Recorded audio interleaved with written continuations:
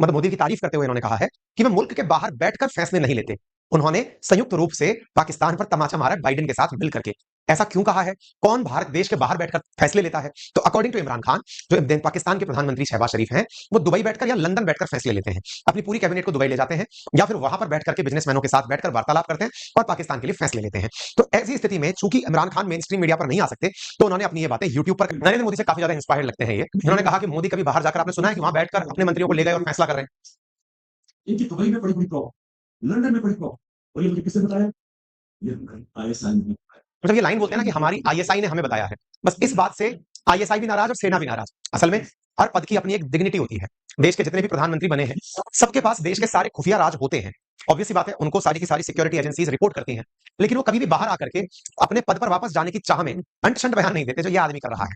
बस इसी की वजह से पाकिस्तान की जनता भी इन्हें थोड़ा-सा लाइटली लेने लगी कि यार तुम किस आदमी किसके रहे? तुम कहना चाहते हो जनता के लिए मैं ये सब काम कर रहा हूं। लेकिन भाई देश की खुफिया जानकारी तुम पब्लिकली अगर बाहर निकालोगे, तो ये ठीक नहीं है ना। आईएसआई ने इनसे क्या कहा, ये वो बाहर आकर के बता रहे हैं। तो भाई खुफिया एजेंसीज की चीजें ऐसे पब्लिकली बाहर नहीं बताई जाती, लेकिन ये बता रहे हैं, ठीक है। इन्होंने ये भी कहा कि भाई साहब, प्रधानमंत्री का जो कार्यालय है वो इस समय आईएमएफ से लोन मांगने के लिए बैठा हुआ है, लेकिन कोई लोन के लिए सुनवाई नहीं कर रहा है। फाइनली इन्होंने निर्णय ये लिया है कि अपना सामान बेचेंगे। वो बात तो मैंने भी कह चुका हूं कि इन्होंने अपना डिसीजन लिया। जैसे कुछ दिन पहले इन्होंने दुबई को अपना कराची पोर्ट बेचने का निर्णय लिया था पाकिस्तानियों ने, ठीक है। कि नरेंद्र मोदी कहता है कि पाकिस्तान को छोड़ दो, ये अपने ही बोझ में गिर रहा है। देख लेंगे पाकिस्तान का वकालत किधर था। इस बात को हमने खोजना शुरू किया तो खबरें पहुंची 21 और 22 जून को, जो मोदी जी की यात्रा थी अमेरिका की। तो जब वो बाइडेन से मिले थे, बाइडेन से जब मिले तो खबर प्रकाशित हुई कि बाइडेन जॉइंस मोदी, यानी बाइडेन ने मोदी के साथ मिलकर पाकिस्तान से कहा कि आतंकवाद रोको। इसका मतलब समझते हैं आप? अमेरिका ने पाकिस्तान को सीधा सीधा ये कहा कि तुम आतंकवाद फैला रहे हो। भाई किसी को अगर आप ये बोलते हो कि तुम ये मत करो, इसका मतलब तुम कर रहे हो। आपने संदेह वाली बात ही नहीं छोड़ी।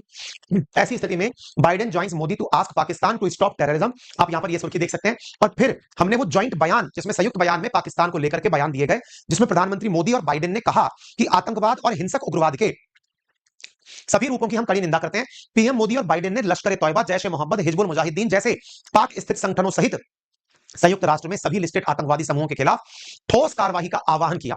उन्होंने कहा, दोनों नेताओं ने पाकिस्तान से संबंध में रहने वाले 26/11 के मुंबई हमले, पठानकोट हमले को न्याय के कटघरे में खड़ा करने का आह्वान किया। साथ में पुलवामा हमले में जो जवान मारे गए थे, उनके प्रति भी पाकिस्तान को जिम्मेदार ठहराया।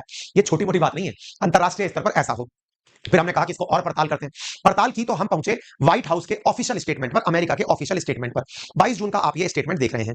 कुल 52 पॉइंट भारत और पाकिस्तान के बीच डिस्कस हुए। जैसे आप यहां देख रहे हैं ना, दूसरा नंबर पॉइंट, जैसे पांचवा नंबर, चौथा नंबर पॉइंट, इस तरह से आप पॉइंट देखते चलिए।